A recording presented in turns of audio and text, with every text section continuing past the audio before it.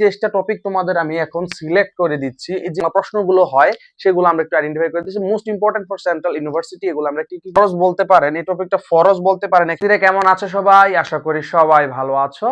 তোমরা যারা শেষ সময়ে ঢাকা সেন্ট্রাল বিশ্ববিদ্যালয় পরীক্ষা দিবে এবং তোমাদের প্রস্তুতি একদম হযবরল অবস্থা, তাদের জন্য আজকের এই ভিডিও। তোমরা যারা বিভিন্ন পাবলিক বিশ্ববিদ্যালয় পরীক্ষা দিয়েছো, এখন পর্যন্ত কোথাও চান্স হয়নি, তাদের জন্য শেষ অপশন হিসেবে হতে পারে রাজধানী ঢাকা অবস্থিত 7টি কলেজ নিয়ে গঠিত নতুন বিশ্ববিদ্যালয় ঢাকা সেন্ট্রাল বিশ্ববিদ্যালয়। সেন্ট্রাল বিশ্ববিদ্যালয়ের সি ইউনিটে তোমরা যারা পরীক্ষা দিবে তথা বাণিজ্য ইউনিটে যারা তোমরা পরীক্ষা দিবে, তাদের জন্য সম্পূর্ণ বাংলা সাজেশনটি। তোমরা যারা এখন পর্যন্ত পড়াটা গুছিয়ে উঠতে পারো না, যে শেষ সময় বাংলা তোমরা কি পড়বে, কি পড়া উচিত, কি পড়লে তোমরা মার্ক ঠিক বাংলাতে একটা ভালো মার্ক তুলতে পারবে, কি পড়া উচিত শেষ সময় বাংলা দ্বিতীয় পত্র, এসব নিয়ে থাকছি আজকের এই পুরো ক্লাসে। তার আগে বলে রাখি, ক্লাসটি সম্পূর্ণ বাংলা দ্বিতীয় পত্র, মানে বাংলা দ্বিতীয় পত্র কি কি পড়বে তুমি শেষ সময় এসে ঢাকা সেন্ট্রাল বিশ্ববিদ্যালয়ের জন্য। চলো আলোচনা শুরু করি। দেখো, তোমরা যারা পাবলিক বিশ্ববিদ্যালয়গুলোতে আগে পরীক্ষা দিয়েছো, তাদের জন্য যে টপিকগুলো এখানে সিলেক্ট করা আছে জাস্ট রিভিশন দিলেই হবে। কিন্তু তোমরা যারা এখন কোথাও পরীক্ষা দাও নাই, যে চিন্তা করছো যে এখন শুধু সেন্ট্রালে দিবা, তাদের জন্য প্রস্তুতি আবার আরেক রকম হতে পারে। বাংলা দ্বিতীয় পত্রতে যে তোমরা যারা পরীক্ষা দিবে, বাংলা দ্বিতীয় পত্রতে তোমরা যখন পরীক্ষা দিবে, তোমরা আমি যে কয়েকটা বিষয় তোমাদের এখানে আমি ইনক্লুড করে দিয়েছি, সেই বিষয়গুলা শেষ সময়ে দেখলেই হবে। শেষ যে কয়দিন আজকে থেকে শুরু হইতে যাচ্ছে ঢাকা সেন্ট্রাল বিশ্ববিদ্যালয়ের আবেদন, সেই হিসাব করে তোমরা এই বিষয়গুলো পড়লেই চলবে। তবে সবগুলো বিষয় না, তোমরা যারা একদম মোস্ট ইম্পর্টেন্ট কিছু এখানে আছে, এবং দেখো ইউনিভার্সিটি পরীক্ষাগুলোতে তো চাইলে আমরা এমন এমন টপিক বাদ দিয়ে যাইতে পারি না, তারপর অনেকগুলো টপিক বাদ দিয়ে শেষ সময়ে তোমরা পড়বে এমন কিছু টপিক আমি সিলেক্ট করেছি। মজার বিষয়, আমি যখন ঢাকা 7 কলেজে পরীক্ষা দিয়েছিলাম, আমিও সেম ভাবে একদম শেষ সময়ে আইসা এই জিনিসটা যেটা দেখতে পাচ্ছি, জিনিসটাকে আমিও ফলো করছিলাম। তদ্রুপ আমার মেরিট ছিল 2000, মানে 2000 এর নিচে আমার মেরিট ছিল, 2000 এর নিচে। এখন না, অধিভুক্ত 7 কলেজ যখন ছিল তখন আর কি, তখন তো আবার নেগেটিভ মার্কও ছিল না, তোমার ছিল না, 2000 এর নিচে ছিল। পরবর্তীতে আমি তিতুমির কলেজে, বর্তমান তিতুমির ক্যাম্পাস যেটাকে, ওইখানে আমি দর্শন বিভাগে চান্স পাই, কিন্তু পরবর্তীতে আর ভর্তি হই না। ঠিক আছে, তো দেখো এই ট্রিক্স গুলো তোমরা অ্যাপ্লাই করলে, মানে এই যে সাজেশন গুলো দিয়েছি, সাজেশন গুলো পড়লে তোমরা হয়ে যাবে। দেখো, একদম প্রথমে আছে সমাস। দেখো, তার মধ্যে আমি তোমাদের আবার কি করে দেব, ভাগ করে দেব। যারা একদম মোস্ট ইম্পর্টেন্ট যেগুলা, ওইগুলো আমি কি করে দেব, তোমাদের ভাগ করে দেব। তো দেখো, প্রথমে আসে কি, মানে যে টপিক গুলা পড়বার কি শেষ সময় আসে, সমাস। দ্বিতীয় হচ্ছে কারক ও বিভক্তি, তৃতীয় আছে অনুসর্গ, চতুর্থ আছে বানান ও উচ্চারণ, উপসর্গ, তারপর আছে এক কথায় প্রকাশ, তারপর আছে বাচ্য। ঠিক আছে, তারপর আছে ধ্বনি ও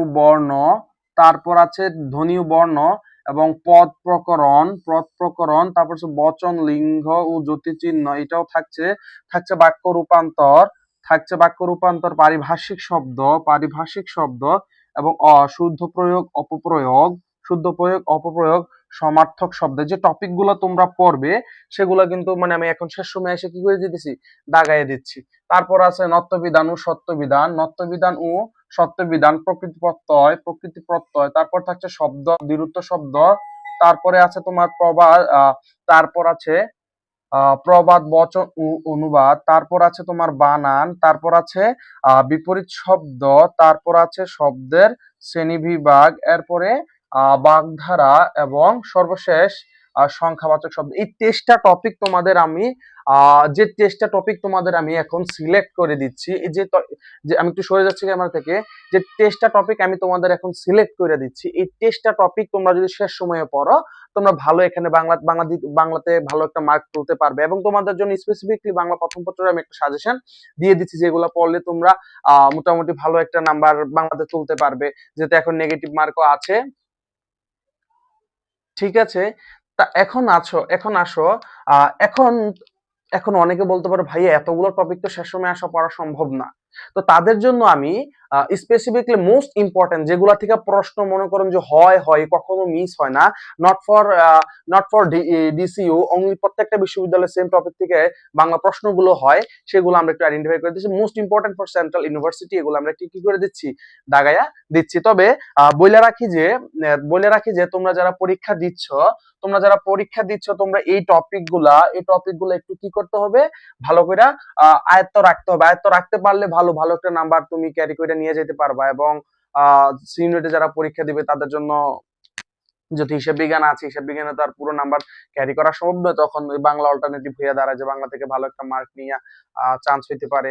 এখন শেষ সময় তোমরা যারা পরীক্ষা দিবে তাদের এই অল্প সময়ের জন্য যে টপিক গুলা দিয়েছে টপিকগুলো তোমরা কি করতে পারো, পড়তে পারো। আগে বলে রাখি এটা শুধুমাত্র সি ইউনিটের জন্য, যারা বাণিজ্য বিভাগে মানে বাণিজ্য ইউনিটে পরীক্ষা দিবে তাদের জন্য পুরো টপিকটা এই হচ্ছে। ওকে, প্রথমে আছে দেখো মোস্ট ইম্পর্টেন্টের মধ্যে প্রথমে তোমরা সমাস থেকে প্রশ্ন একদম বাধ্যতামূলক। সমাস মোস্ট ইম্পর্টেন্ট এখানে আমি 3 স্টার দিয়ে দিচ্ছি। সমাস মোস্ট ইম্পর্টেন্ট। সমাস কি স্যার? Most important. তারপর আছে ধ্বনি ও বর্ণ, মোস্ট ইম্পর্টেন্ট। এগুলাতে এই যেগুলা 3 স্টার দিচ্ছে এগুলো হচ্ছে মোস্ট ইম্পর্টেন্ট। তারপরে আছে আপনার নত্যবিধান ও সত্যবিধান। তারপর আছে কি নত্যবিধান ও সত্যবিধান। তারপর আছে কারক ও সন্ধি। কারক ও সন্ধি, কারক মোস্ট ইম্পর্টেন্ট, এটাও 3 স্টার দেন। প্রকরণ এটাও মোস্ট ইম্পর্টেন্ট। তারপর আছে আপনার এখানে যদি চলে আসে, এখানে বানান ও উচ্চারণ এই টপিকটা ফরজ বলতে পারেন। এখান থেকে প্রশ্ন হয় তাহলে থাকছে কি, এটা 3 স্টার দেন। এই টপিকটা ফরজ। উপসর্গ ফরজ, এখান থেকে প্রশ্ন হয়।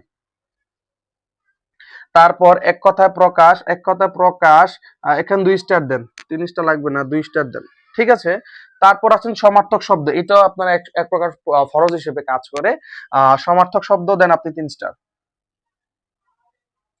অপপ্রয়োগ শুদ্ধ প্রয়োগ, এটাও একই অবস্থা। অপপ্রয়োগ শুদ্ধ প্রয়োগও আপনার 3 স্টার দেন। পারিভাষিক শব্দ 3 স্টার দেন। এগুলা মনে করেন যে ফরজ, যেগুলো 3 স্টার এগুলা পড়া, যেগুলো 3 স্টার দিয়ে দাগাই দিচ্ছে এগুলো আপনার ফরজ, এগুলা কি করতে হবে, পড়তেই হবে।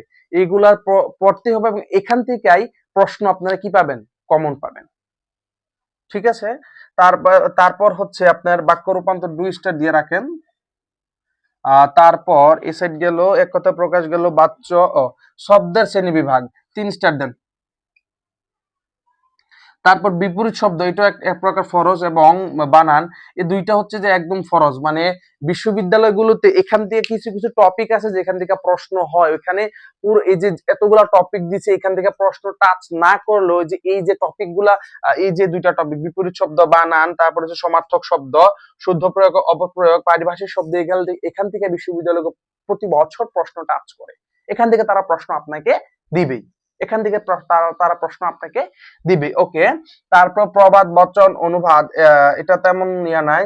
প্রকৃতি প্রত্যয় 2 স্টার দিয়ে রাখেন, ঠিক আছে।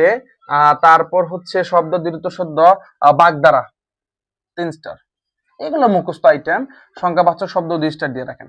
এই হচ্ছে আপনার সেন্ট্রাল ইউনিভার্সিটির জন্য। আমি একটু সরে যাচ্ছি তাহলে আপনারা সুন্দর করে দেখতে পাবেন।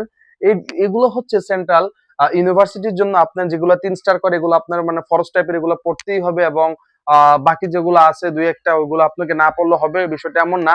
তবে তোমরা যারা পজিশন করতে চাচ্ছ, যারা তোমরা পজিশন নিয়ে চিন্তায় আছো, তাদের জন্য প্রত্যেকটা টপিক, সি ইউনিটের প্রত্যেকটা টপিক বাংলা দ্বিতীয় পত্রে কি করতে হবে, তা একবার হলে কি করতে হবে, টাচ করতে হবে। আমি আবার একটু সরে যাচ্ছি তোমাদের সুবিধার জন্য, দেখার জন্য তোমরা এগুলা খাতায় লিখে নিতে পারো।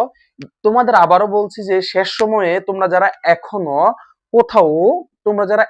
কোথাও চান্স পাও না, তোমাদের জন্য লাস্ট অপশন ঢাকার মধ্যে, ঢাকার রাজধানীতে অবস্থিত সেন্ট্রাল বিশ্ববিদ্যালয় হতে পারে।